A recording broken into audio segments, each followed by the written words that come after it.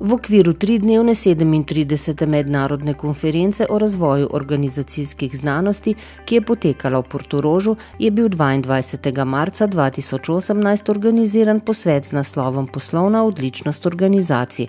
Dogodek so pripravili Fakulteta za organizacijske vede Kranj, Ministrstvo za gospodarski razvoj in tehnologijo, Urad Republike Slovenije za meroslovje, Ministrstvo za javno upravo, Gospodarska zbornica Slovenije in Obrtno-podjetniška zbornica Slovenije. Na vsebinsko bogatem srečanju so bile predstavljene najboljše prakse na področju odličnosti poslovanja, tako v gospodarstvu kot tudi v javnem sektorju. Na okrogli mizi z naslovom Ekosistem poslovne odličnosti je tekla beseda o podpori države, dosežkih in izzivih, ki jih ta model prinaša. Za družbe, ki delujejo na področju elektroenergetike, še posebej distribucije električne energije, je kakovost in poslovna odličnost izjemnega pomena. Nenazadnje zaradi oskrbe z električno energijo in upravljanja storitev.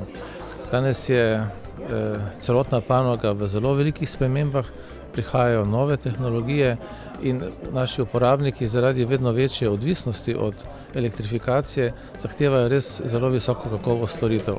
In zato je pomembno, da so tudi poslovni procesi v družbah čim bolj kakovostni, da upoštevajo načela poslovne odličnosti. To ni samo nek zunanji program, to je sestavina vsakega procesa dela in pomembno prispeva k uresničevanju poslovnih ciljev. V Adrimobil z uporabo modela poslovne odličnosti smo si nastavili neke vrste poslovna ogledala. Tako da pogledamo z zelo različnih strani na delovanje, poslovanje podjetja. Te različne strani in smeri pomenijo komponente modela odličnosti, kot so voditeljstvo, kot so delovanje procesov, kot so upravljanje z viri. In ni lahko se vedno pogledati odkrito. Tako da bi rekel, z uporabo tega modela se učimo in si pomagamo zelo odkrito pogledati, kje smo dobri, kje smo lahko ponosni na rezultate in kje so priložnosti. Na dva načina gledamo in uporabljamo ta model. Na nek način, prvi način je to, kako smo delali v preteklosti dobro in na kaj smo lahko ponosni. Drugo, kar je pa še bolj pomembno, je pa, da se vprašamo, ali te današnji načini dela, ki so nas pripeljali do današnjih uspehov, ali so še vedno zadosti primerni za bodoče ambicije in bodoč uspeh, ki si ga želimo. To je glavni način, kako gledamo na uporabo tega modela.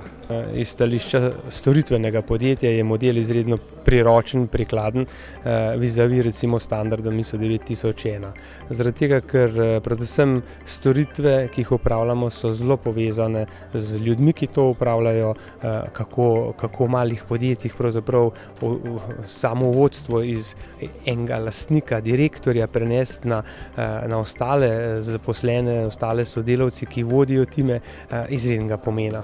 Torej, kako je s strategijami, vključno v strategiji potem lahko rečemo, kako je z družinsko ustavo, kako je z družinskim dogovorom, a imamo naslednike, se tukaj vprašamo, a imamo zapisane procese, a ti procesi odražajo realno stanje, ali je samo nek svetovalec prišel v naše podjetje, pa te procese poskušal popisati. In pravzaprav tukaj noter smo pa potem, ko samo oceno delamo, še več pa, ko to drugi pridejo pogledati, a to, kar smo zapisali, je odsev stanja in če je odsev stanja, potem je to poslovna odličnost. V podjetju v delu gledamo na odličnost kot neko pot, ne toliko kot cilj. Model nam pa omogoča, da v bistvu imamo nek poenoten sistem, kako biti naravnani naši viziji, kako spremljati umestne rezultate, kako dejavnike kakovosti povezati z rezultati, ki jih te dejavniki prinašajo. Omogoča nam, da naše vodstvene strukture pa vodstvene procese uredimo na tak način, da dejansko imamo neko najkrajšo in najuspešnejšo pot k tej odličnosti, kateri stremimo.